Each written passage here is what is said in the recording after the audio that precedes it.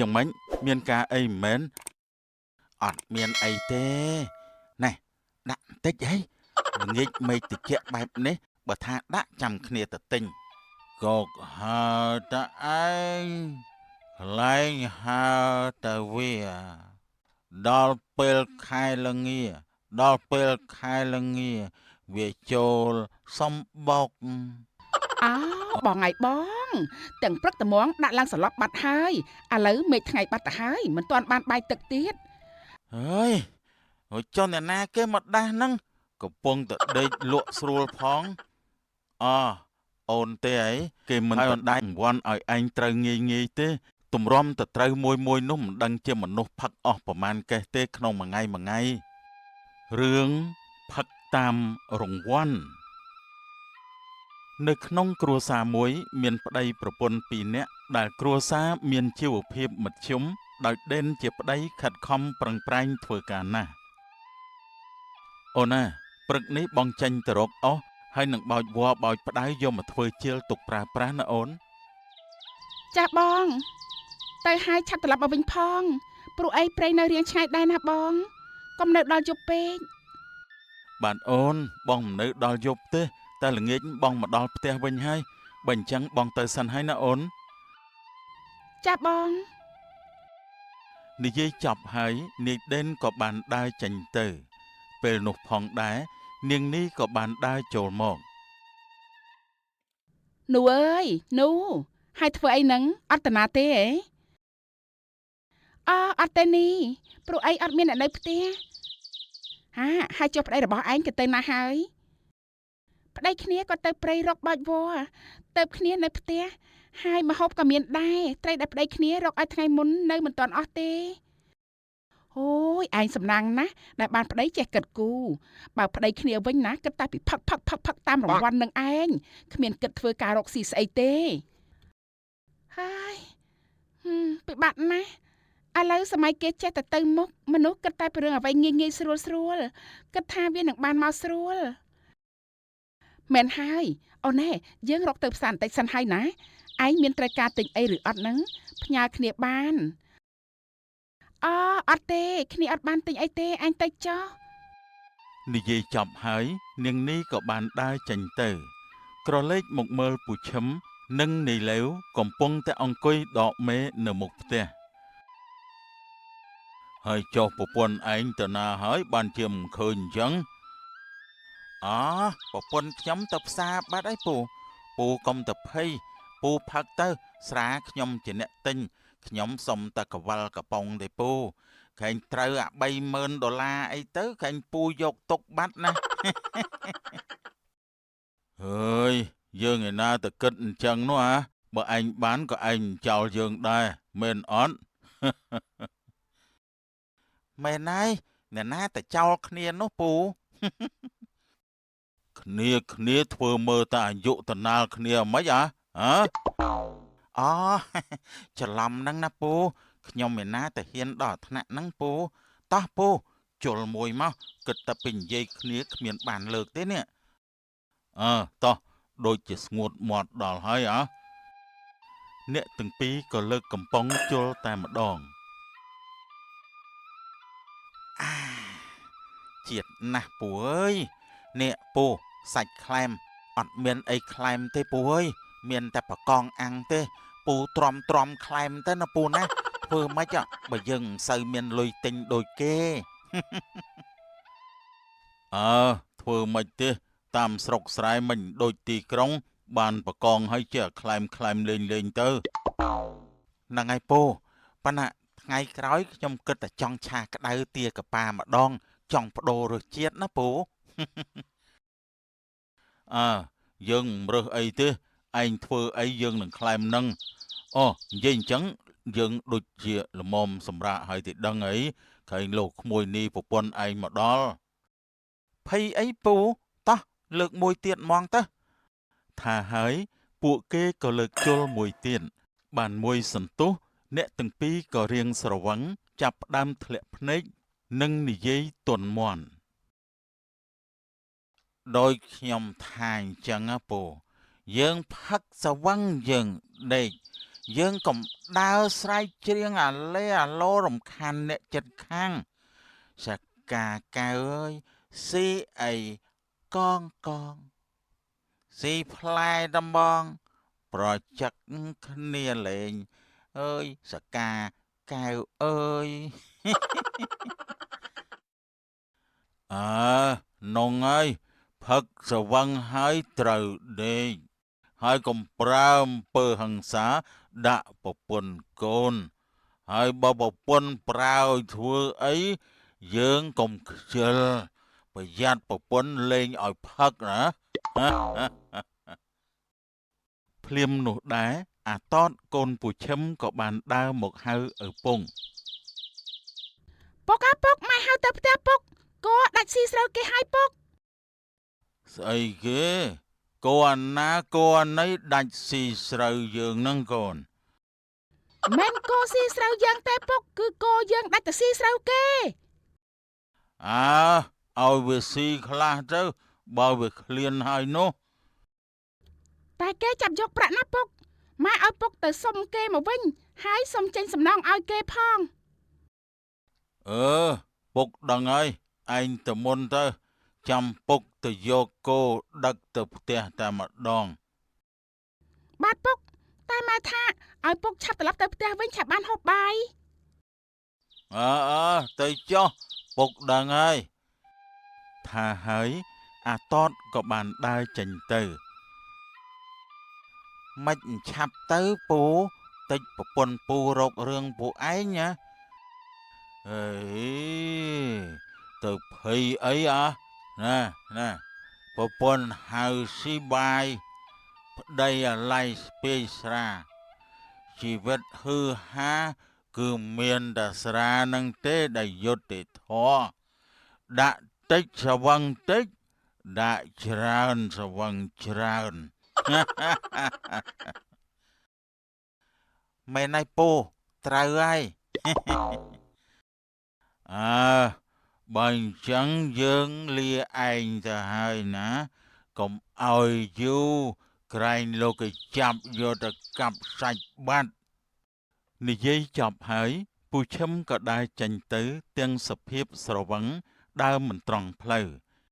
ឯនាយលេវក៏ដេកសន្លប់នៅលើគ្រែតែម្ដងនៅផ្ទះមីងសៅយ៉ាងម៉េចហើយអាតតឲ្យឯងទៅសុំគោពីគេមកទេគាត់ថាទៅតើម៉ែគាត់ស្វឹងហើយម៉ែដឹងតែគាត់ទៅដល់ណាអត់ហើយមិនដឹងជាយ៉ាងណាទេងើបមកដាក់ទាំងព្រឹកត្មងស្វឹងបាត់រោគឯងប្រើធ្វើអីក៏មិនបានហើយគិតតែពីផឹកតាមរង្វាន់នោះហើយក្រែងតែផឹកមិនបានរង្វាន់បែរជាក្រិនថ្លើមទៅវិញទៅម៉ែខ្ញុំឃ្លានបាយហ៎ម៉ែតោះទៅរកបាយហូបទៅហូបមុនពុកទៅខ្ញុំឃ្លានហើយម៉ែអត់ទេចាំពុកកូនសិនទៅបន្តិចទៀតពុកឯងមកហើយតែបើកូនឯងឃ្លានណាចូលទៅហូបមុនទៅម៉ែនៅចាំពុកឯងសិនបាទម៉ែតតក៏បានដើរទៅរកបាយហូបក្រឡេកមកមើលពូឈឹមឯនេះវិញកំពុងតែដើរស្រែកច្រៀងតាមផ្លូវម្នាក់ឯងក៏ស្រាប់តែជួបនាងនោះពូមកពីណាហ្នឹងពូដើរម្នាក់ឯងមិនត្រង់ផ្លូវបែបនេះពូកុកហើតឯងខ្លែងហើតវាដល់ពេលខែល្ងាដល់ពេលខែល្ងាវាចូលសំបុកក្មួយនោះទេអីពូទៅមកពីផឹកស៊ីផ្ទះអាលេវហ្នឹងហើយឥឡូវនេះពូទៅរកគោពូ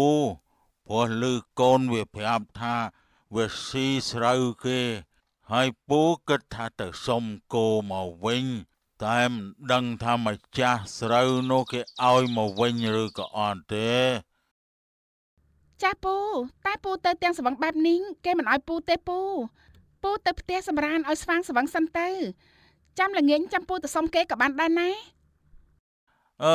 មែនហើយក្មួយនិយាយបែបនេះក៏ត្រូវមួយយ៉ាងដែរអញ្ចឹងពូទៅរកដេកសិនហើយណាអ្នកទាំងពីរក៏បានចែកផ្លូវគ្នាទៅផ្ទះរៀងខ្លួននៅផ្ទះនាយលេវកំពុងតែដេកនៅលើគ្រែពេលនោះនាងនី ក៏បានដើរចូលមក អោបងឯងបងទាំងព្រឹកត្មងដាក់ឡើងសន្លប់បាត់ហើយឥឡូវមេឃថ្ងៃបាត់ទៅហើយមិនទាន់បានបាយទឹកទៀតឯងទើបបោះពីផ្សារបាយក៏មិនទាន់ដាំទៀតបងភ្ញាក់ឡើងបងភ្ញាក់ឡើង ហើយហើយចុះអ្នកណាគេមកដាស់ហ្នឹងកំពុងតែដេកលក់ស្រួលផងអូនទេអីហើយអូនឯងមកពីផ្សារហើយហ៎ ចាខ្ញុំមកហើយចុះបងមានដាំបាយទេ អត់ទេបងទឹកងើបអូនឯងដាស់មិញហ្នឹងឯងទៅដាំបាយធ្វើម្ហូបទៅបងទៅដេកសិនព្រោះស្វឹងមិនទាន់ស្វាងផង បងឯងនេះផឹកសឹងតែរាល់ថ្ងៃហើយមកពីធ្វើការក៏ផឹកថ្ងៃសម្រាប់ក៏ផឹករហូត យេហេអូនបើមិនផឹកបានអីនោម បងផឹកតាមវ័នអា$30,000ណាលុយគេដាក់ចោលទុកឲ្យយើងរើស ចុះពេលបងទៅទិញមិនមែនយកលុយយើងទៅទិញទេអីហើយពេលដែលឈឺតើលុយអ្នកណាមិនលុយយើងហ៎ តើបានហើយនិយាយយូរទៅក៏អញយល់ដែរបន្តិចទៀតអូនឯងចាំតែចាយលុយទៅ និយាយមិនស្ដាប់គ្នាទេបានហើយខ្ញុំទៅដាំបាយធ្វើម្ហូបហើយ ថាហើយនាងនេះក៏បានដើរចូលទៅផ្ទះបាយបាត់ទៅវាមិនដែលមនុស្សណាអត់សំណាងនោះទេគ្រាន់តែវាមិនទាន់មកដល់ នៅផ្ទះមីងសៅពូឈឹមក៏បានដើរមកដល់ផ្ទះល្មម ឃើញទេសវឹងដើរសឹងមិនត្រង់ផ្លូវហើយចុះឯណាគួងមិនក៏មិនឃើញ ចាំល្ងាចចាំទៅនិយាយជាមួយគេព្រោះឥឡូវខ្ញុំស្វឹងបើទៅនិយាយជាមួយគេក៏គេមិនអោយដែរម៉ែវា អញ្ចឹងក៏បានទៅងូតទឹកមកនឹងអាលហូបបាយកូនណាវាចាំឯងយូរពេកឥឡូវវាហូបមុនបាត់ហើយ បាទម៉ែវាឯងចូលទៅដួសបាយចាំខ្ញុំមុនទៅខ្ញុំទៅរកងូតទឹករួចចូលទៅហូបត្មងលុះពេលល្ងាចនេដេនក៏បានត្រឡប់មកដល់ផ្ទះវិញ ហត់ទេបងថ្ងៃនេះមេឃក្តៅណាស់ អត់ហត់ទេអូនមេឃវាក្តៅពេកបងមិនសូវបានកាប់អស់ទេបងកាប់សម្រាកហ្នឹង អញ្ចឹងបងទៅងូតទឹកទៅអូនចូលទៅដាំស្លោះសិននឹងអាចបានហូបបាយរួចចូលសម្រាកបងមកពីហត់អស់កម្លាំងផង បន្ទាប់ពីនិយាយគ្នាចប់ហើយអ្នកទាំងពីរក៏បានដើរចេញទៅលុះពេលយប់ឈានចូលមកដល់ដេននិងនាងនូកំពុងអង្គុយនិយាយគ្នាលេងនៅលើគ្រែមុខផ្ទះអូនឆ្នាំនេះបងគិតតែចង់ទិញដីស្រែបន្ថែមដើម្បីយើងអាចធ្វើស្រែបន្ថែមទៀតតើអូនយល់យ៉ាងម៉េចដែរ អូនតាមតែបងទេតែអូនខ្លាចបងរវល់មិនសូវមានពេលសម្រាក មិនអីទេអូនបងអាចធ្វើបានតើព្រោះអីតន់នៅក្មេងកម្លាំងមានយើងធ្វើវាទៅអូន ចាអញ្ចឹងស្រេចលើបង ណាមួយយើងការយូរដែរហើយតែនៅមិនទាន់មានកូនមកគ្រាប់ទេបងចង់បានកូនមួយ រឿងហ្នឹងអូនគិតថាយើងមានជីវភាពប្រសើរជាងនេះបន្តិចសិនបង បើអញ្ចឹងស្រេចទៅលើអូនទេណាតោះយើងចូលដេកព្រោះយប់ជ្រៅណាស់ទៅហើយនៅក្រៅយូរពេកទឹកអន្សាមធ្លាក់មកអាចផ្ដាសាយបានណា ចាបងតោះ ថាហើយអ្នកទាំងពីរក៏បានដើរចូលទៅក្នុងផ្ទះលុះព្រឹកឡើងមាន់ក៏រងាវហើយព្រះសូរិយាក៏រះបញ្ចេញរស្មីសាជាថ្មីអូនណាហើយអូនឯងអត់តាណាតណីទេអីព្រឹកនេះ តើបងទៅផ្សារចុះបងអត់ទៅធ្វើការទេអី អត់ទេអូនបងសម្រាប់មួយថ្ងៃទៀតស្អែកចាំទៅ បើបងធ្វើការតិចសម្រាប់បែបនេះយើងបានលុយពីណាទិញម្ហូបហើយបងក៏កុំសូវផឹកពេកដែរណាប្រយ័ត្នដេកលើគ្រែងើបអត់រួចទៅ បើផឹកតាមក្រែងបានរង្វាន់ព្រោះអីគេត្រូវបានរង្វាន់ម៉ូតូឡានច្រើនណាស់ នោះហើយក្រែងមិនបានរង្វាន់តែមកបានឈឺចូលពេទ្យនេះមានអស់លុយអ្នកណាក្រៅពីខ្លួនឯងបានហើយអូនទៅផ្សារសិនហើយមើលដាំបាយផងណាអូនមកវិញស្ល បាទអូនចាំបងដាំទុកឲ្យនាងនេះក៏បានដើរចេញទៅមួយសន្ទុះក្រោយមកពូឈឹមក៏បានដើរមកដល់ពូអើយហើយពូតាណាទាំងព្រឹកហ្នឹងពូអូ ពូទៅសុំគោដែលស៊ីស្រូវគេកាលពីម្សិលមិញហ្នឹងណាព្រោះតែចង់ទៅពីម្សិលមិញដែរប៉ុន្តែវាមិនបានទៅថ្ងៃនេះបញ្ញាប់អីទេពូ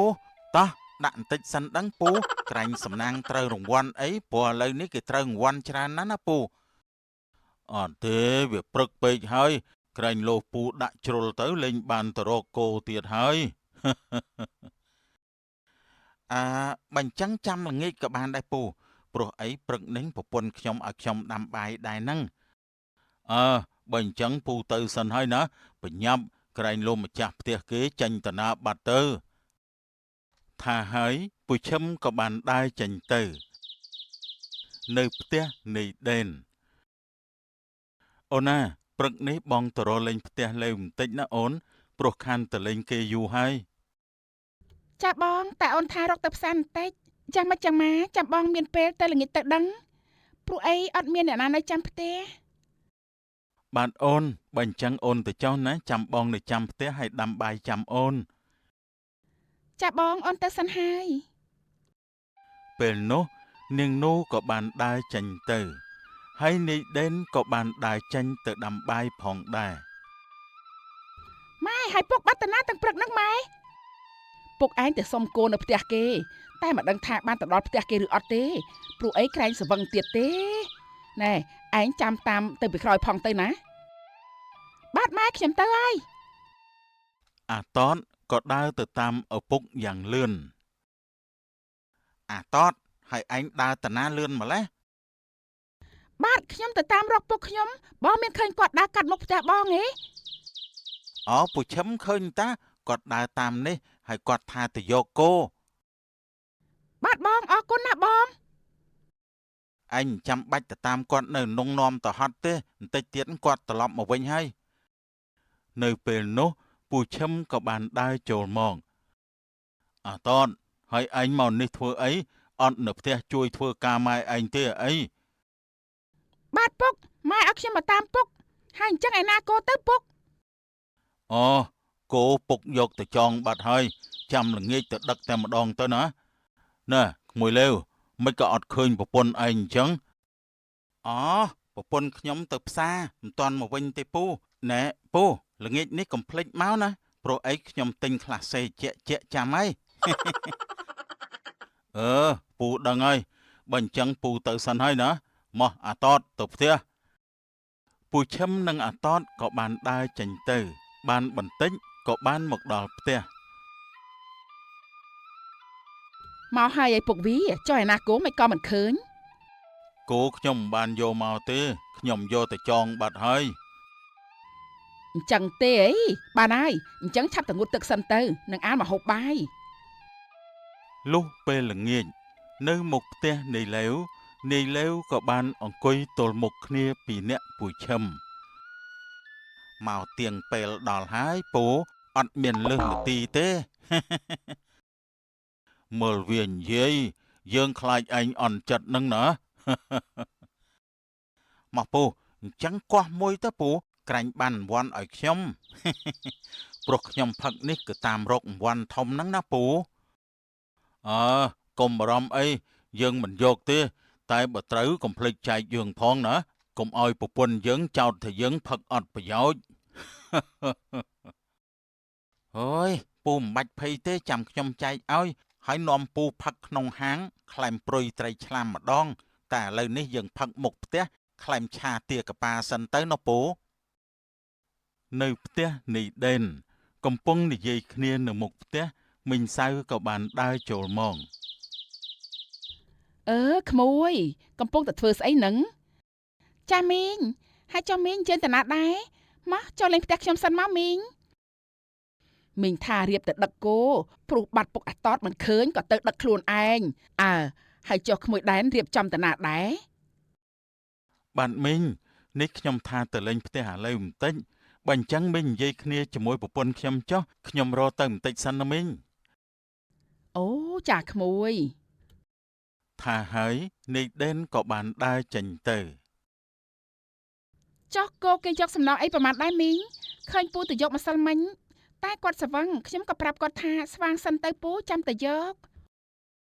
អូអញ្ចឹងតើបានจะអត់ឃើញគោពីម្សិលមិញហ្នឹង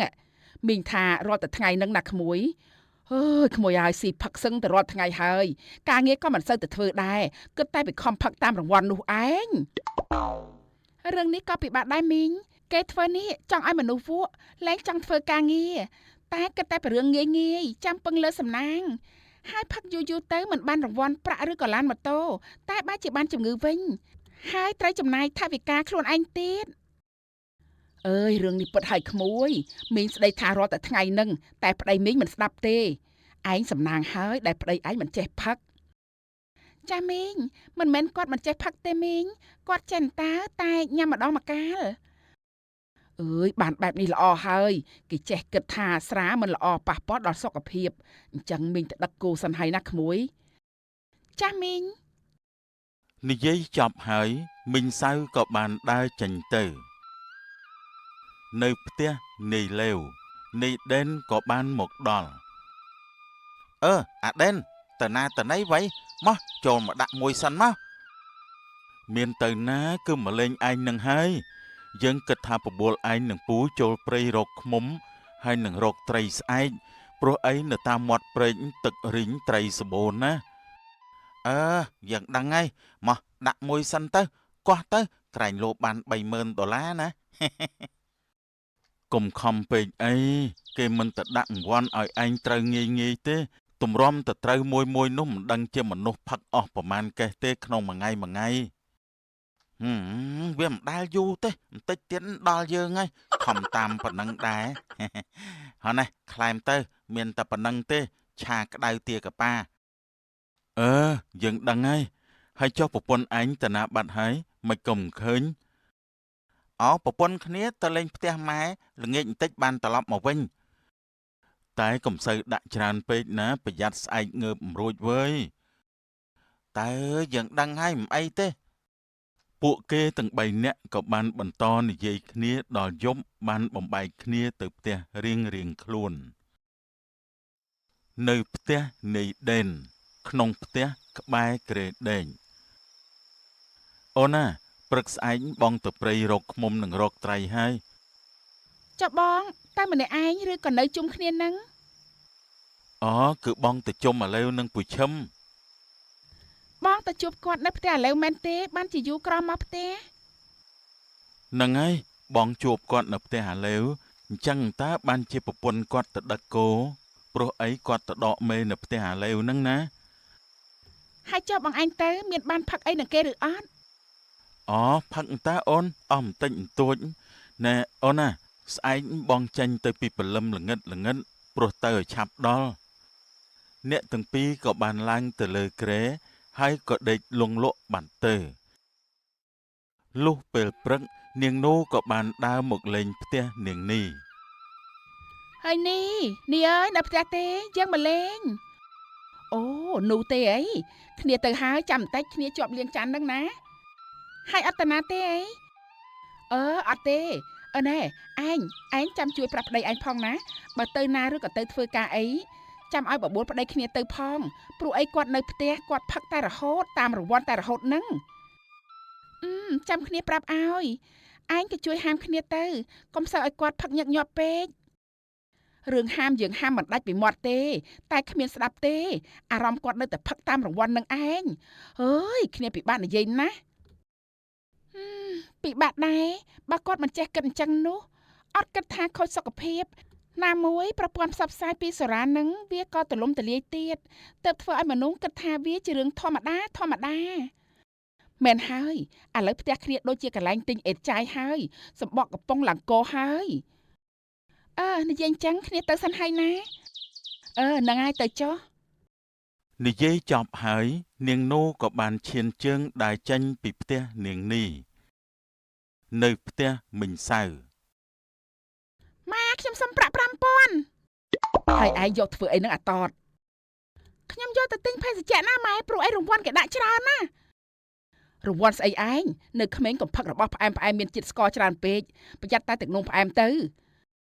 ខ្ញុំឃើញគេផឹកម៉ាកាណូមិនឃើញគេកាត់អីផងម៉ែ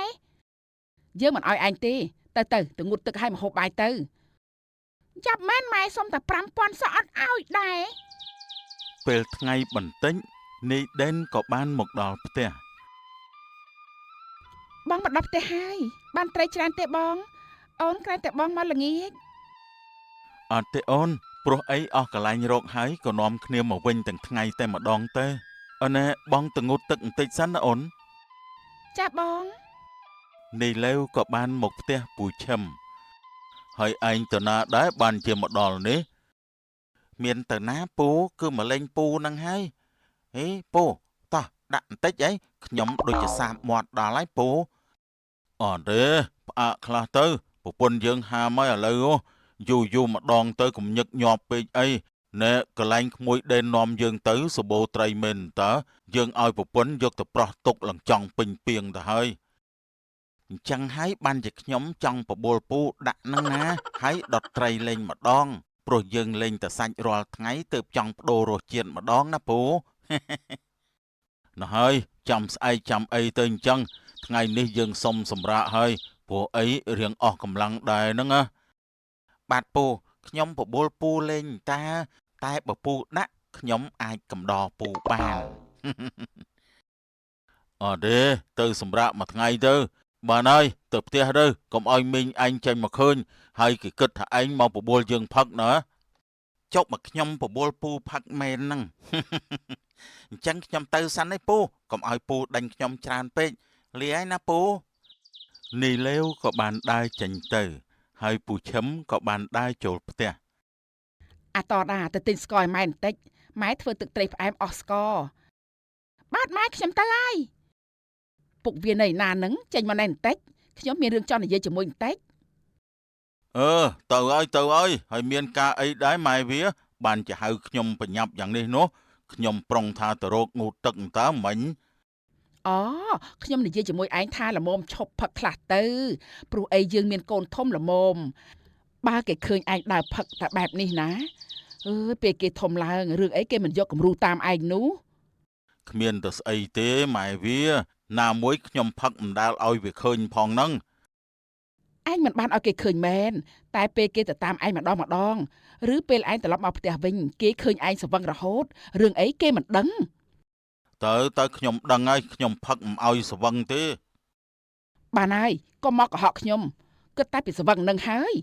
ខ្ញុំចង់ឲ្យឪវាឯងឈប់ម្ដងព្រោះអីពេលឪវាឯងឈឺសួរថាអស់លុយអ្នកណាក្រៅពីលុយយើងនោះទៅខ្ញុំសុំម្ដងទៅណាពុកវាល្មមឈប់ផឹកទៅណាពុកវាណាពុកវាឯងក៏កាន់តែចាស់ណាស់ហើយ ធុញណាខ្ញុំទៅរងងូតទឹកហើយកំពុងតែក្តៅស្អុះផងមកនិយាយក្តៅចិត្តទៀតថាហើយពូឈឹមក៏ដើរចេញទាំងចិត្តខឹង អើយធ្វើម៉េចទើបហាមអត្តបៈនឹងឲ្យឈប់ផឹកបានទៅណោះហើយឯងមកផ្ទះយើងមានការអីមែនទេអត់ទេគ្មានការអីផងហ្នឹងគ្រាន់តែមកលេងឯងហ្នឹងណារួចចុះប្រពន្ធឯងតាណាបាត់ហើយអូប្រពន្ធគ្នានៅផ្ទះបាយធ្វើម្ហូបហើយយ៉ាងម៉េចមានការអីមិនមែនអត់មានអីទេណែដាក់បន្តិចហីល្ងាចមេឃត្រជាក់បែបនេះបើថាដាក់ចាំគ្នាទៅទិញអត់ទេគិតទៅឯងនេះរកតផឹករាល់ថ្ងៃតែម្ដងហើយណោះកុំសូវតាមរង្វាន់ពេកប្រយ័ត្នមិនបានចាយប្រាក់បែរជាដើមរួចណាចំមើលវានិយាយដូចដាក់ទំនេរឲ្យឯងត្មងអានេះវៃបើថាអត់ដាក់ទេគ្នាទៅផ្ទះវិញហើយយើងមិនបានដាក់ទំនេរឯងទេតែយើងនិយាយការពិតឯងផឹកនឹងឯងមិនដែលអាននៅលើសបកកំប៉ុងទេអីគេដាក់ថាពិសាគ្រឿងស្រវឹងសូមកំបើកបមួយទៀតពិសាដោយទំនួលខុសត្រូវគ្នាដឹងហើយគ្នាស្រវឹងមិនដែលបើកបឯណាតែស្រវឹងគ្នាដេកហើយបើបានអញ្ចឹងល្អហើយឯងល្មមឈប់ផឹកទៅប្រពន្ធឯងបារម្ភពីឯងណាបានហើយយើងលាឯងទៅវិញសិនហើយអញ្ចឹងនិយាយចប់ហើយនាយលេវក៏ដើរចេញទៅហើយគិតទៅមនុស្សសម័យឥឡូវគិតតែនាំគ្នាសប្បាយទង្វើល្អមិនសូវមានអ្នកយកគំរូតាមទេតែបើទង្វើអសិលធម៌វិញគឺដិតដាមលឿនណាស់ណោះ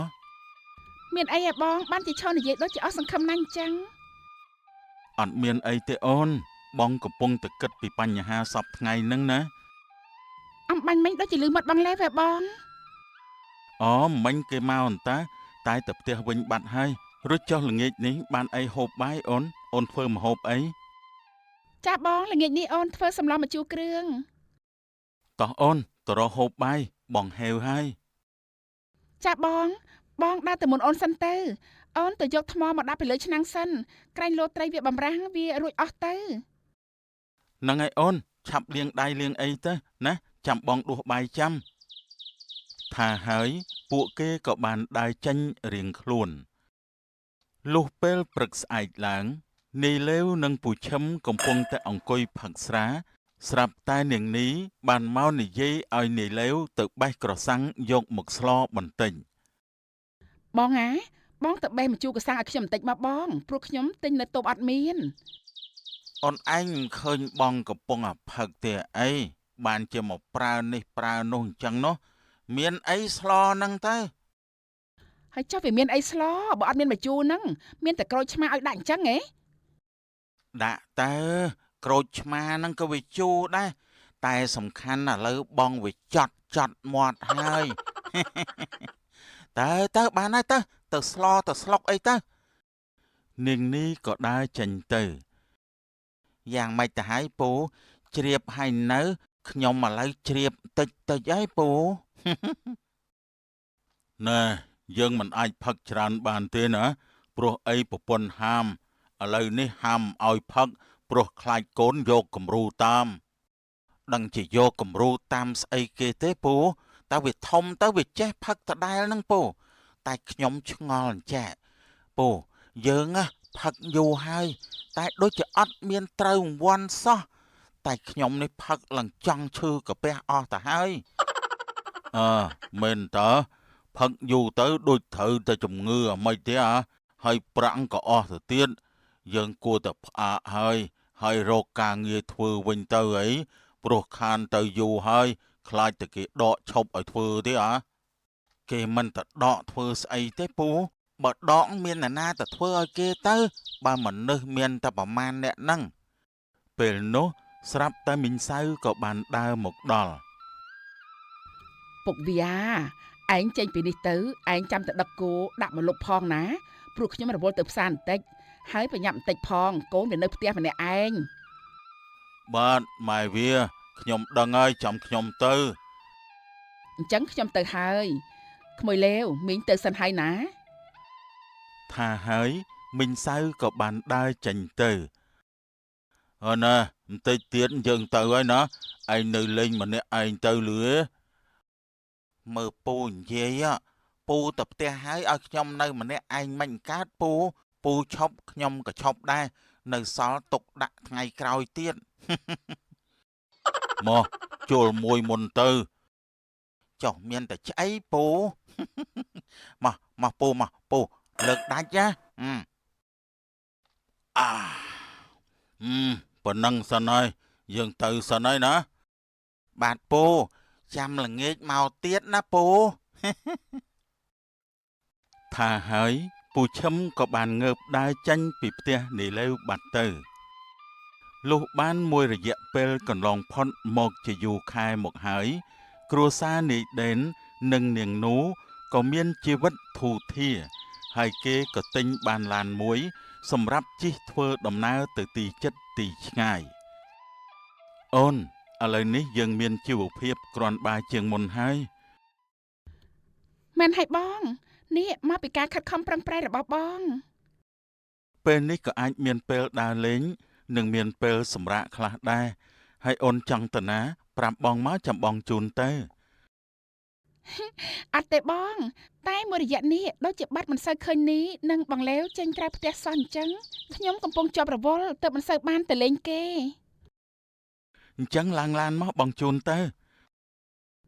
ដូចជាមិនបាច់ទេអីបងអូនដើរទៅបានតាយើងជិះឡានទៅបែបនេះនាំតែគេថាយើងអួតសម្ញាញ់គេ មកមិនអីទេអ្នកណាគេចង់ថាអីវាជាសិទ្ធិរបស់គេយើងមិនអាចផ្គាប់ចិត្តមនុស្សទាំងអស់គ្នាបានទេសំខាន់បងចង់បើកសាកឡានថ្មីនៅផ្ទះមីងសៅ ឯងឃើញទេខ្ញុំប្រាប់ហើយថាកុំសូវផឹកពេកដល់ឥឡូវត្រួតត្រួមទើបដឹងខ្លួន បាទខ្ញុំខុសហើយម៉ែវាដល់ឈឺបែបនេះទើបខ្ញុំដឹងថាយើងតាមរង្វាន់តែជំងឺក៏តាមយើងដែរ មិនអីទេពុកវាឯងដឹងខុសបែបនេះល្អហើយយើងអាចត្រឡប់មកកែកំហុសរបស់យើងបានអឺឃើញពុកវាឯងឈប់បែបនេះណាខ្ញុំនឹងកូនសប្បាយចិត្តខ្លាំងណាស់ ហើយចុះឯណាកូនយើងនោះតើវាទៅណាបាត់ហើយម៉ែវា អូប្រហែលជាដើរលេងហើយទេដឹងហូបតែបាយព្រឹករួចក៏ទៅបាត់ឆឹងតែម្ដង ពេលនោះអាតតក៏បានដើរមកផ្ទះវិញ ម៉ែពុកខ្ញុំមកវិញហើយម៉ែនឹងពុកនិយាយគ្នាអីដែរមើលទៅដូចជាទឹកមុខសប្បាយចិត្តម្លេះម៉ែសប្បាយចិត្តណាស់ដែលពុកកូនគាត់ឈប់ផឹកស្រាហើយត្រឡប់មកស្រឡាញ់ប្រពន្ធកូនវិញអូពុតម៉ែណែពុកខ្ញុំសប្បាយចិត្តណាស់ពុក មែនហើយកូនពុកឈប់ហើយពុកនឹងខំធ្វើការរកលុយហើយធ្វើផ្ទះយើងឲ្យធំជាងនេះ ខ្ញុំសប្បាយចិត្តណាស់ពុកតោះពុកនាំខ្ញុំទៅដើរលេងទៅពុក តោះចាំពុកនាំកូនទៅនៅផ្ទះនីឡេវកំពុងតែឈរនិយាយគ្នានៅមុខផ្ទះក៏ស្រាប់តែមានឡានមួយបើកមកដល់អូនណាហើយឡានអ្នកណាគេនឹងអូនមិនក៏បើកមកឈប់នៅមុខផ្ទះយើងអញ្ចឹង អត់ដឹងទេបងចាំមើលគេចុះមកសិន ភ្លាមនោះនៃដែននិងនាងនូក៏បានចុះពីឡានហើយដើរទៅរកអ្នកទាំងពីរយើងស្មានតែអ្នកមកពីណាអន្តើតាមពិតគឺឯងទាំងពីរអ្នកសោះហើយឡាននេះឯងទឹកបន្ទិញមែនហើយឡានគ្នាទឹកបន្ទិញនេះហើយជារង្វាន់ពិតរង្វាន់នៃការខិតខំប្រឹងប្រែងអូគ្នានេះគិតតែខំកោះតាមរករង្វាន់និងកវលកំប៉ុងមានបានរង្វាន់អីណាបានតែជំងឺបើគ្នាស្ដាប់ឯងពីដំបងប្រហែលជាល្អហើយចុះឥឡូវមិនទាន់ហួសពេលឯណាឯងខិតខំសារជាថ្មីទៅតែមិនមែនចេះតែតាមរង្វាន់ទេគឺខំធ្វើការរកស៊ីមែនហើយបងដែនគាត់និយាយត្រូវបងក៏គួរតែល្មមឈប់ផឹកស្រាឲ្យដាច់ទៅបង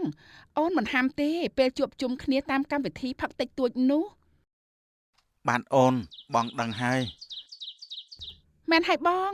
នេះគេនិយាយចង់ឲ្យបងល្អទេប្រពន្ធឯណាថាមិនស្រឡាញ់ប្តីនោះបានអូនបងអរគុណហើយសម្លាញ់ណាយើងអរគុណឯងហើយណាដែលបានដាស់តឿនសតិយើងពេលដែលយើងដើរផ្លូវខុសមិនអីទេសម្លាញ់ចាប់ពីពេលនោះមកនីឡេវក៏ខិតខំប្រឹងប្រែងធ្វើការលែងសូវជួបជុំផឹកស៊ីដូចពេលមុនតម្លៃអប់រំគ្មានអ្វីដែលបានមកដោយស្រួលនោះទេមានតែការខិតខំប្រឹងប្រែងប៉ុណ្ណោះទើបទទួលបាននៅសមិទ្ធផលល្អប្រសើរស្មានតែឯងចង់សបាយភ្លើតភ្លើនដោយកាលពីមុនតើហើយមកចេះកែខ្លួនស្អីនៅពេលនេះជ្រញ៉ាស់ទៅក្រៅជាមួយបងហ៎ខ្ញុំមិនអាចទៅក្រៅបានទេឃើញយប់អត់ហេតុអីក៏ចេះតែបបួលចេញក្រៅទាំងយប់បែបនេះឡានថ្លៃណាស់តែអ្នកបើកបរមិនសូវថ្លៃសោះអញ្ចឹង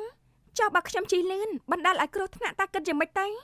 គិតយូរឈឺក្បាលណាស់តោះទៅរកថ្នាំបើកម្លាំងយើងវិញថ្នាំបើកម្លាំងស្អីទេមើលកុំអស់នៅក្នុងហាងកាហ្វេមួយហើយខ្ញុំមកមានការអីដែរខ្ញុំប្រញាប់ចូលធ្វើការវិញផងមានអីត្រូវទូទាត់ក៏ទូទាត់ឲ្យលឿនមកមិនចង់ឃើញមុខគ្នាយូរនោះទេមើលទៅបែបធុញថប់មុខមាត់គ្នាដល់ហើយតើមែនដែរទេមិនធុញថប់ស្អីទេក៏ប៉ុន្តែខ្ញុំចិត្តដល់ម៉ោងធ្វើការនិយាយអត់យល់គ្នាពិតមែនសម្រាប់ខែដែលត្រូវគេទាត់ចោលដូចនេះទាត់ចោលយ៉ាងម៉េចកើតទៅបើខ្ញុំមិនមែនជាបាល់ផងហ្នឹងគួរតែដឹងខ្លួនហើយចង់បានស្អីក៏ឆាប់និយាយមកខ្ញុំធុញថប់នឹងនៅយូរទៀតខ្លាំងណាស់ដឹងដែរឬអត់ហ្នឹងបងសុំឲ្យអូនមើលថែសុខភាពផងពេលដែលយើងត្រូវនៅឆ្ងាយពីគ្នាទោះបីជាពួកយើងបែកបាក់គ្នាក្នុងចំណងអាពាហ៍ពិពាហ៍នេះក៏ដោយចុះលុយនេះទុកចាយចុះបើសិនជាអូនខ្វះខាតទៀតអូនតាក់ទងមកបងបានបងជួយបានទាំងអស់ខ្ញុំមានការងារធ្វើមានប្រាក់ចំណូលផ្ទាល់ខ្លួនហើយខ្ញុំមិនទទួលយកលុយពីបងឯងទេទុកវិញចាស់អរគុណដែលយកលុយមកឲ្យខ្ញុំព ពេលនេះខ្ញុំលែងត្រូវការទៀតហើយពីមុនគឺមិនមានពេលរកលុយរវល់តែនៅផ្ទះដើម្បីធ្វើម្ហូបការងារក្នុងផ្ទះក៏ធ្វើឲ្យអ្នកខ្លះមើលងាយថាជាការងារកំពេចកំប៉ុងហត់ស្អីហើយថែមទាំងមិនមានប្រាក់ខែទៀតខ្ញុំទៅសិនហើយថាចំដេរ៉ាក៏ចាក់ចេញទៅ ពីមុននឹងឥឡូវមនុស្សយើងអាចប្រែប្រួលបានគ្រប់បែបយ៉ាងអញ្ចឹងមែនទេ នៅកន្លែងធ្វើការដេរ៉ាល្ងាចនេះចេញពីធ្វើការទៅណាដែរឯងចូលរួមជាមួយពួកយើងឬអត់សុបសាច់អាំងសុបសាច់អាំងស្អីខ្ញុំកំពុងតែតមអាហារមកបបួលអញ្ចឹងអីដាច់ការតមរបស់ខ្ញុំអស់មិនដឹងជាដាច់ស្អីទេវ៉ៃឯងទៅជាមួយគ្នាឬអត់ហ៎អត់បានទៅជាមួយទេឯងទៅចាស់ខ្ញុំតមអាហារហើយក៏តមលុយមិនចាយវាយផ្ដេសផ្ដាស់ដែរយល់ទេយើងយល់ក៏បានដែរអញ្ចឹងនោះ តារាចូលទៅក្នុងបន្ទប់បងមួយផ្លែត ចាមេខ្ញុំទៅហើយមេមានរឿងអីមែនទេ បងគិតថាអូនឯងគួរតែបន្ថែមម៉ោងការងារនឹងគេហើយកុំឆាប់ទៅផ្ទះពេកអីបើទៅដល់ផ្ទះហើយទំនេរចោលនោះ ខ្ញុំខ្ជិលណាស់មេមិនចង់នៅធ្វើការបន្ថែមម៉ោងឡើយបញ្ញាប់ទៅផ្ទះមុនម៉ោងនឹងអាចដេកយកកម្លាំង កុំទុកពេលចោលឲ្យទំនេរអីអូនឯងគួរតែបន្ថែមម៉ោងដើម្បីបានប្រាក់ខែបន្ថែមលើសពីប្រាក់ខែគោលរបស់អូនឯងនោះអី តែខ្ញុំខ្លាចម៉ោងច្រើនណាស់មេ ទៅខ្លាចម៉ោងច្រើនអញ្ចឹងធ្វើអីម៉ោងនឹងចាប់ឆៃអូនឯងមិនមែនបាញ់ជាត្រូវខ្លាចបែបនឹងដែរ មិនមែនម៉ោងចាប់ឆៃទេតែខ្ញុំមិនចង់ជិះម៉ូតូទៅផ្ទះវិញពេលយប់ពេកព្រោះបារម្ភពីសុវត្ថិភាពរបស់ខ្ញុំជាងការបានលុយបន្ថែមក្រៅម៉ោងនេះណាមេ វាមិនទៅស្អីទេតាមផ្លូវមានឡានម៉ូតូជិះមិនស្ងាត់ផ្លូវផងហ្នឹងអូនឯងខ្លាចនរណាចាប់ចម្រិតហ៎ ខ្លាចគ្រោះថ្នាក់ចរាចរណ៍ព្រោះពេលយប់ឡើងមានគ្រោះថ្នាក់កើតឡើងដោយបើកបរលឿននៅលើផ្លូវអាងថាផ្លូវស្ងាត់មិនសូវជាមានមនុស្សហើយអ្នកខ្លះក៏ផឹកស្វឹងបើកបរមិនគិតពីអ្នកដំណើរជុំវិញខ្លួនបណ្ដាលឲ្យគ្រោះថ្នាក់ដល់អ្នកដែលធ្វើការដើម្បីបានប្រាក់ខែចិញ្ចឹមក្រពះផ្គត់ផ្គង់គ្រួសារនេះ ហេតុផលច្រើនមែនបើអញ្ចឹងបន្ថែមម៉ោងក៏មិនអីដែរអាចចេញទៅវិញបានហើយ ចាមេខ្ញុំទៅវិញសិនហើយអញ្ចឹងថាចំដេរ៉ាក៏ចាចេញទៅ មិនអាចទាញចិត្តនារីម្នាក់នេះបានមែនវ៉ៃ នាពេលល្ងាចដល់ម៉ោងចេញពីធ្វើការដេរ៉ាជិះម៉ូតូនៅតាមដងផ្លូវខណៈដែលអ្នកដំណើរនៅខាងមុខនាងក៏ស្រាប់តែឈប់ភ្លាមចំមិនក៏ជិះឈប់អត់ផ្ដោតដំណឹងអញ្ចឹងឡានថ្លៃណាស់តែអ្នកបើកបរមិនសូវថ្លៃសោះអញ្ចឹងចុះបើខ្ញុំជិះលឿនបណ្ដាលឲ្យគ្រោះថ្នាក់តាគិតយ៉ាងម៉េចទៅ ខ្ញុំចង់ឈប់ជើងរបស់ខ្ញុំតើផ្លូវមិនមែននាងទិញដាច់ណាបើមិនសុកចិត្តទេទិញឲ្យដាច់ហើយជិះម្នាក់ឯងទៅ សំដីហំទៀតបើកបរយ៉ាងនេះកើតដែរណោះ តែចង់យ៉ាងម៉េចជាមួយខ្ញុំនឹង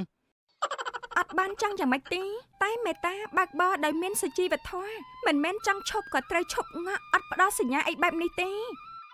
ខ្ញុំមិនខ្វល់ទេខ្ញុំឈប់រកកន្លែងនោមមិនទាន់បានផងនៅតវ៉ាស្អីច្រើនទៀតហ្នឹងសុំទៅរកកន្លែងនោមសិនហើយ ឈប់លើផ្លូវគេធ្វើដំណើរហើយរកកន្លែងនំមិនទៅរកកន្លែងត្រឹមត្រូវហើយឈប់អត់មួយយៀននៅពិបាកឲ្យនិយាយគ្នាទៀត ឈើ កុំឲ្យជួបទៀតឲ្យសោះណាឯងថាហើយដេរ៉ាក៏ជិះចេញទៅ គ្រាន់តែសុកឈប់ខុសដែរហ៎ ដេរ៉ាមកដល់ផ្ទះវិញខ្ញុំមកផ្ទះវិញហើយម៉ាឃ្លានបាយខ្លាំងណាស់ផ្ទះដូចជាស្ងាត់ចងំអត់មាននរណានៅទេអីម៉ាក់ខ្ញុំចេញទៅណាមែនអត់ខណៈនោះប្អូនប្រុសនាងក៏បានចេញពីក្នុងផ្ទះជាមួយនារីម្នាក់ បងស្រីខ្ញុំមកដល់ល្មមបងនេះសង្សារខ្ញុំ ជំរាបសួរបងស្រីជំរាបសួរទៅផ្ទះវិញហើយមែនចាខ្ញុំទៅផ្ទះវិញហើយបើអញ្ចឹងខ្ញុំទៅសិនហើយណាបងថាហើយភីមក៏ជិះម៉ូតូចេញទៅតែម្ដង តោះបងចូលទៅក្នុងផ្ទះទៅបាយទឹកឆ្អិនអស់ហើយបង គិតទៅនាំគេមកផ្ទះបដោប្រមាណអ្នកទៀតទៅពិតប្រកបប្រយ័ត្នទៅប្រយ័ត្នត្រូវថ្មងផុនគេក្នុងថ្ងៃណាមួយ មិនអញ្ចឹងទេបងឯងក៏មើលខ្ញុំបែបនឹងពេកមើលតោះបង ចូលទៅក្នុងផ្ទះយើងវិញ ហើយចុះម៉ាក់នៅណាមិនក៏មិនឃើញគាត់អញ្ចឹង ម៉ាក់ចេញទៅក្រៅបាត់ហើយបន្តិចទៀតអីបានមកវិញចូលរកបាយទឹកវិញទៅប្រសើរជាងបង ដឹងហើយពីរអ្នកបងប្អូនក៏ចូលទៅក្នុងផ្ទះ នៅផ្ទះម្នាក់ឯងវេទនាអញ្ចឹងមែនវ៉ៃគ្មាននរណានៅចាំរៀបចំបាយទឹកឲ្យដូចពេលមានប្រពន្ធសោះផ្លូវចិត្តពេលនេះក៏ពិបាកដែរលោកអើយ ពេលនោះក៏មានអ្នកមករកគី អារ៉ុងយើងមកលេងវើយមករកអីថ្មហ្នឹងវ៉ៃជាពេលដែលយើងត្រូវដេកត្រូវពួនណា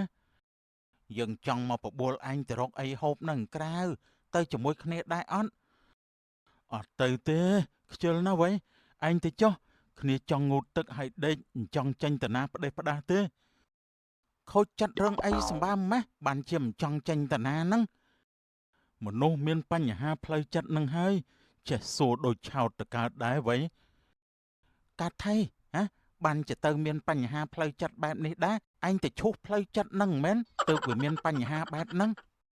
ត្រូវឥឡូវហើយឯងនេះទៅផ្ទះឯងវិញទៅកុំមកសួរនាំឲ្យយើងនេះកើតអារម្មណ៍ក្តៅក្រហាយមួម៉ៅទៀតអីគ្រាន់តែសួរបែបហ្នឹងក៏ចេះមួម៉ៅកើតដែរវ៉ៃយើងទៅវិញក៏បានដែរអញ្ចឹងស្មានតែឯងចង់សបាយភ្លើតភ្លើនដោយកាលពីមុនតាហើយមកចេះកែខ្លួនស្អីនៅពេលនេះជ្រឹញណា នាយដំថាហើយក៏ចាក់ចេញទៅ មកឌឺដងស្អីក៏សម្បើមម្លេះទេវ៉ៃ នាថ្ងៃបន្ទាប់ដារុងមកផ្ទះឪពុកម្ដាយរបស់គី ប៉ាម៉ាក់ខ្ញុំទិញផ្លែឈើយកមកផ្ញើយកផ្លែឈើមកផ្ញើឪពុកម្ដាយទៀតហើយថ្ងៃនេះមិនមែនជាថ្ងៃសិលផងនឹងកូនប្រុសខ្ញុំនឹកឃើញចង់មកលេងប៉ានឹងម៉ាក់ទំនេរពីការងារក៏មិនដឹងថាត្រូវទៅឯណាទេនឹកឃើញឪពុកម្ដាយអញ្ចឹងល្អហើយកូនប្រុស មកលេងពុកម៉ែហើយណកូនប្រុសបាយទឹកនឹងតែម្ដងទៅល្ងាចនេះហើយចាំត្រឡប់ទៅផ្ទះវិញ ខ្ញុំមកលេងតែប៉ុណ្ណោះមិនចង់នៅឲ្យប៉ាម៉ាក់បំរើបាយទឹកខ្ញុំទៀតនោះទេខ្ញុំធំហើយប៉ាម៉ាក់គួរតែមើលថែគ្នាវិញម្ដងទៅ មិនដឹងជាបំរើបាយទឹកស្អីទេកូនមិនក៏និយាយបែបហ្នឹងនេះជាឪពុកម្ដាយយើងតើ ខ្ញុំអាចធ្លាប់ហើយកាលពីមុនមានប្រពន្ធរៀបចំទុកដាក់ឥឡូវគេនឹងខ្ញុំបែកគ្នាលែងមានអ្នកយកចិត្តទុកដាក់ខ្វល់ខ្វាយជាមួយដោយកាលពីមុនទៀតហើយធ្វើយ៉ាងម៉េចទេបើជីវិតគូរបស់ខ្លួនឯងមិនស្រស់បំព្រងមិនអាចកាន់ដៃគ្នាដល់ត្រើយគឺមានតែផ្ដាច់ត្រឹមនឹងដើរផ្លូវរៀងខ្លួនគឺល្អបំផុតហើយបានលោកប៉ាខ្ញុំយល់ពីអារម្មណ៍ប្រពន្ធខ្ញុំពេលនោះហើយថាត្រូវឯកាប៉ុណ្ណាដែលត្រូវទុកចោលបែបនោះ កែខ្លួនទៅអញ្ចឹងកុំប្រព្រឹត្តដោយកាលពីមុនទៀត បានចាំខ្ញុំយកផ្លែឈើនេះទៅលាងចុះអញ្ចឹង ទៅចោះកូនថាហើយដារុងក៏យកផ្លែឈើទៅលាងមុខនេះដឹងខុសហើយចង់វិលទៅរកគេវិញហើយមើលទៅ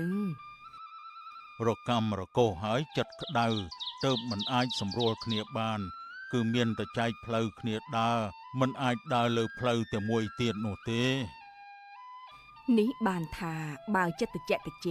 សម្រាប់សម្រួលគ្នារឿងអីដែលថាមិនអាចដោះស្រាយបាននោះមានចំណងក៏ត្រូវតែមានការស្រាយដែរដេរ៉ាចេញពីធ្វើការក៏ឆ្លៀតចូលផ្សារបន្តិច Skin care មកអស់ចាំពាក់កណ្ដាលខែអញ្ចឹងទៅកើតដែរណធ្វើឲ្យខ្ញុំនេះអស់លុយទៀតតតែបានខាងនោះមានអីវ៉ាន់ច្រើនណាស់សួស្ដីបងស្រីត្រូវការមើលអីខ្លះដែរខ្ញុំអស់អីលេបមុខហើយត្រូវការដើរមើលមួយផ្លែតបានទេ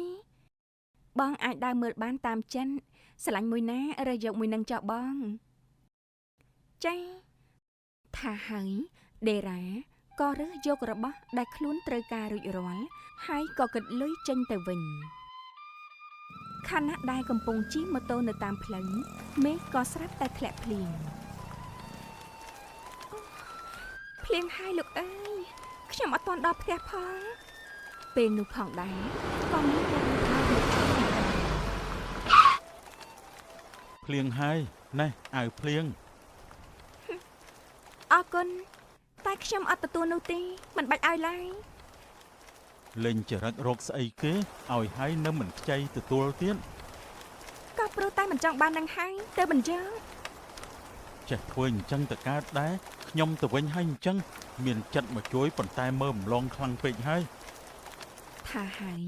ដារ៉ុងក៏ចាក់ចេញទៅនរណាសុំទៅមកតែខ្លួនឯងសោះលុះពេលមកដល់ផ្ទះវិញដេរ៉ាសាមជោគពេញខ្លួនចាំមែនតើសាមខោអាវអស់ បងឯងមកវិញទាំងភ្លៀងអញ្ចឹងមិនខ្លាចជិះអារត់ម៉ូតូទេអី បាទរលត់ស្មានតែមកដល់នឹងមែនហ៎ ខ្ញុំសួរប្រុសខ្ញុំបារម្ភហើយមិនមកខឹងខ្ញុំវិញអញ្ចឹង អញចេញពីមុខយើងសិនទៅ អូខេមិនចង់ឲ្យទៅមុខប្រមាណទេខ្លាចអារម្មណ៍បងឯងពេលខឹងខ្លាំងណាស់ ពេលនោះផងដែរម្ដាយរបស់នាងក៏ដើរចេញមកកូនមកដល់ផ្ទះវិញមិនដូចជាមួម៉ៅម្លេះក៏ព្រោះតែភ្លៀងដេញសើមជោគបែបនេះទៅបានជាខ្ញុំរៀងមួម៉ៅបន្តិចទៅម៉ាក់កុំចេះតែមួម៉ៅអីកូនទៅបដូរកៅអៅហើយមកញ៉ាំបាយជុំគ្នាណាចាថាចំដេរ៉ាក៏ដើរចេញទៅ បងស្រីដូចជាខឹងនរណាមកអញ្ចឹង ខឹងឯងដែលជាប្អូននឹងហើយនៅទៅមុខទៅមាត់គេពេក ម៉ាក់កុំចេះតែថាអញ្ចឹងមើល កុំនិយាយច្រើនពេកតោះឆាប់ទៅរៀបចំបាយទឹកឲ្យបងឯង បាទ ពេលយប់ឡើងនាយដែនជិះម៉ូតូមករកសង្សារគេដល់មុខផ្ទះ នេះបងនៅនេះមើលមិនឃើញទេអីឬក៏រវល់ចាំអ្នកផ្សេងក្រៅពីបងទៅហើយ បងឯងកុំនិយាយអីនាំរឿងនាំឆ្លោះពេកមិនតំណងសោះហើយ ចុះបើមនុស្សប៉ុណ្ណឹងមើលមិនឃើញបងក៏ថាអញ្ចឹងតែម្ដងទៅក្រៅជាមួយបងអី ខ្ញុំមិនអាចទៅក្រៅបានទេឃើញយប់អត់ហេតុអីក៏ចេះតែបបួលចេញក្រៅទាំងយប់បែបនេះបើបងឯងស្មោះត្រង់ចូលស្ដីដល់ឪពុកម្ដាយខ្ញុំមិនមែនមកធ្វើអញ្ចឹងឡើយ ចូលយ៉ាងម៉េចទៅបងខ្លាចឪពុកម្ដាយអូនឯងបដិសេធនឹងបងណា កំសាអញ្ចឹងមិនបាច់យកប្រពន្ធទេ មិនក៏និយាយអញ្ចឹងបងសុភាពបរោះណាបងត្រូវតែខ្លាចចាស់ទុំអញ្ចឹងហើយ សុភាពបរាគេចូលដល់ឪពុកម្ដាយមិនមែនចេះតែមកបបួលចេញក្រៅអញ្ចឹងទេត្រូវដឹងផងទេ អញ្ចឹងបងទៅវិញសិនហើយបើមាននិស្ស័យយើងច្បាស់ជាបានគ្នាជាគូជីវិតតែបើអត់និស្ស័យទេយើងក៏លែងត្រូវជាស្អីនឹងគ្នាទៀតតែម្ដង មនុស្សអ្នកសាងតែបន្តទៅលើតែនិស្ស័យភាសាអត់មានភាពច្បាស់លាស់ទំនួលខុសត្រូវតែម្ដង បងលាសិនហើយអញ្ចឹង ថាចំគេក៏ចេញទៅវិញមនុស្សអីទេមិនព្យាយាមរកឱកាសបែរជាចាំតែនិស្ស័យអញ្ចឹងនោះដារ៉ុងមកដើរក្នុងសួនសាធារណៈខណៈនោះក៏បានទៅទិញផ្កាពីក្មេងស្រីដែលកំពុងតែដើរលក់ ប្អូនស្រីបងទិញផ្កានេះហើយមកតងប្រមាណដែរប្អូន ចាមួយតង 4000 រៀល បងយកទាំងអស់ហើយក៏ទៅផ្ទះវិញចុះណា អរគុណណាស់បងប្រុសសង្ហាដែលជួយទិញយកទាំងអស់បែបនេះ នេះថ្លៃផ្កាមិនបាច់អាប់ទេ ខ្ញុំទៅសិនហើយបងប្រុសថាចាប់ហើយក្មេងនោះក៏ចាក់ចេញទៅ មានតែផ្កាតែគ្មានម្ចាស់សោះ នាថ្ងៃបន្ទាប់នៅកន្លែងធ្វើការនាយដំក៏បានដាក់ការងារឲ្យដេរ៉ាធ្វើទាល់តែរួចរាល់ទើបអាចចេញទៅផ្ទះបានមេដែលជាចង់កេងកម្លាំងខ្ញុំតែធ្វើតម្រាំតែរួចមិនកាលបានទៅផ្ទះទៅលោកអើយកុំរអ៊ូអីមេមកហើយសួស្ដីមេបំរុងទៅណាដែរមេ បងទៅក្រៅមួយផ្លែតកុំលួចខ្ជិលណាប្រយ័ត្នការងារធ្វើមិនហើយអត់បានទៅផ្ទះទេយល់ដែរទេ ចាយល់ហើយមេនីដំក៏បានចេញទៅធ្វើទៅឯងនឹងឆាប់រួចដឹងហើយលុះពេលយប់ឡើងម៉ោងប្រហែល 8 ជាងទើបការងារនាងរួចរាល់គេទៅផ្ទះអស់ហើយនៅឡើយតែខ្ញុំទើបបណ្ដាម៉ូតូចេញពីកន្លែងការងារ មីអូនហើយទៅមិនចេញទេថ្ងៃនេះ ដូចជាប្រឹងប្រែងធ្វើការខ្លាំងដល់ហើយថ្ងៃហ្នឹង ខ្ញុំមិនបានប្រឹងប្រែងទេពូតែជាបញ្ជាមែនតាកុំអីខ្ញុំចេញតែមុនតាំងពីយូរបាត់ហើយ អញ្ចឹងទេអីក្មួយ ពូខ្ញុំនៅមានទឹកនិងនំខ្លះពូយកទុកហូបកុំឲ្យឃ្លានពេលយប់ឡើង ពូអរគុណណាស់អញ្ចឹងត្រឡប់ទៅផ្ទះវិញដោយសុវត្ថិភាពណាក្មួយ ចាស់ពូដេរ៉ាក៏បានជិះម៉ូតូចេញទៅតែម្ដងប៉ុន្តែនាងក៏ត្រូវបានឡើងមួយទៀតបើកមុខបុកឲ្យដួលនៅលើផ្លូវអូយរលត់ដៃរលត់ជើងខ្ទេចអស់ហើយ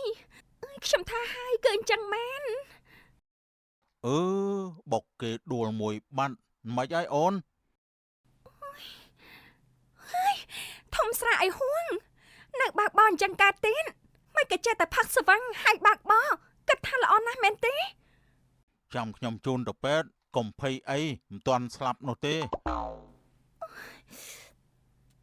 យីមិនក៏ប្រើភាសាអញ្ចឹងខ្លួនឯងជាអ្នកខុសហើយនៅមិនដឹងខ្លួនទៀតទេ ដឹងអញ្ចឹងហើយបានខ្ញុំចង់នាំទៅពេទ្យហ្នឹងទៅឬក៏មិនទៅ មិនទៅជាមួយទេខ្ញុំខ្លាចខ្លួនឯងកាន់តែយ៉ាប់យ៉ឺនជាងនេះមិនបាច់មកចង់ជូនទេទៅឲ្យបាត់ទេ ទៅក៏បានដែរអញ្ចឹងមិនទ្រាំនៅជាមួយទៀតទេ ថាចាប់ហើយគេក៏ចាស់ចេញទៅឈឺខ្លួនទៀតឲ្យតតែបានពេលនេះឡានមួយទៀតក៏បានបើកមុខឈប់ក្បែរនាង តារាអូនអញដួលម៉ូតូមែនហ្នឹងមើលសភាពចុះ បើឃើញហើយក៏ឈប់សួរខ្ញុំឈឺណាស់ បងនាំអូនទៅពេទ្យប្រយ័ត្នរបស់នេះខ្លាយកាន់តែយ៉ាប់យ៉ឺនមិនខានទេ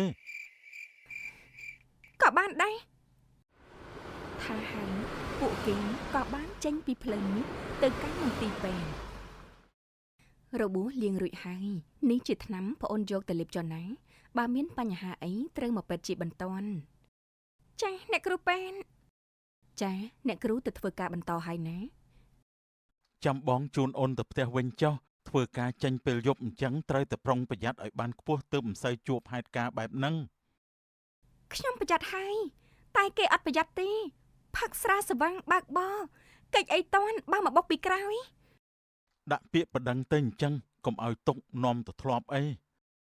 ប្រកាសជាបែបហ្នឹងហើយ តោះអញ្ចឹងពួកយើងទៅផ្ទះ ទាំងពីរនាក់ក៏បានចាក់ចេញពីមន្ទីរពេទ្យដោយដារុងក៏នាំដេរ៉ាមកផ្ទះរបស់គីនាំមកនឹងរកអី ផ្ទះយើងតាមិនក៏ស្លន់អីម្លឹងនោះតោះចូលដេក អត់ទេខ្ញុំទៅផ្ទះខ្ញុំមិនក៏មកធ្វើបែបនឹងដាក់គ្នាទៅកើតហ៎ ពួកយើងសម្រួលគ្នាបន្តិចបានទេកុំជជែករឹងរូសអីបងមិនចង់នៅផ្ទះមួយនេះតែម្នាក់ឯងទៀតទេបងចុះចាញ់ពិតមែនណាដែលប្រើជីវិតរស់នៅតែម្នាក់ឯងដោយគ្មានអូននៅជាមួយបែបហ្នឹងពួកយើងត្រូវគ្នាវិញទៅណា ហេតុអីក៏ត្រូវមានចាញ់នឹងឈ្នះខ្ញុំមិនចង់បានបែបនេះទេពួកយើងស្មើភាពគ្នាទៅក៏ល្អកុំឲ្យមានពាក្យបែបនេះអីខ្ញុំមិនចូលចិត្តការប្រកួតប្រជែងហើយក៏មិនចង់អន់ចិត្តចំពោះលទ្ធផលនេះដែរ បើអញ្ចឹងពួកយើងស្មើគ្នាទៅណោះហើយមកត្រូវគ្នាវិញសាងគ្រួសារយើងសាជាថ្មីដោយភាពស្មើមិនប្រកួតប្រជែងយកត្រូវរៀងខ្លួនបងនិងអូនវិលមកបង្កើតទំនាក់ទំនងនឹងគ្នាវិញណោះ ខ្ញុំគិតមើលសិន គិតយូរឈឺក្បាលណាស់តោះទៅរកថ្នាំបើកម្លាំងយើងវិញ ថ្នាំបើកម្លាំងស្អីទេម៉ែកុំអោសដារុងក៏នាំនាងចូលទៅក្នុងបន្ទប់បាត់ទៅមួយខែក្រោយមកទំនាក់ទំនងអ្នកទាំងពីរក៏ចាប់ផ្ដើមមកជាល្អបន្តិចម្ដង ពេលណាទើបឲ្យចូលទៅដឹងនោះ កុំមកសួរខ្ញុំសួរខ្លួនឯងច្បាស់លាស់ឬនៅកុំមកដដែលនៅក្នុងទំនាក់ទំនងដែលប្រេះឆាម្ដងទៀតអី មិនប្រេះឆាប្រេះស្រាំស្អីទៀតនោះទេឯកាណាពេលដែលនៅម្នាក់ឯងបែបនោះ មកពីខ្លួនឯងដែរទេ ឌឺណាស់ណោះ បើសិនជាខុសឆ្គងម្ដងទៀតវាជាចេតនាពួកយើង បងមិនបង្កចេតនានោះឲ្យកើតឡើងម្ដងទៀតនោះទេគ្មានឲ្យប្រេះស្រាំមកឯកាទៅទេទេ ទង្វើឲ្យជ្រៅដោយសម្ដីផងទេ ជ្រៅជាងមហាសមុទ្រទៅទៀតកុំភ័យ អ្នកទាំងពីរក៏សម្រេចសម្របសម្រួលគ្នាម្ដងទៀតដោយលើកនេះគឺផ្សះផ្សាដោយមិនឲ្យដូចលើកដំបូងទៀតនោះទេមួយរយៈកន្លងផុតទៅពួកគេ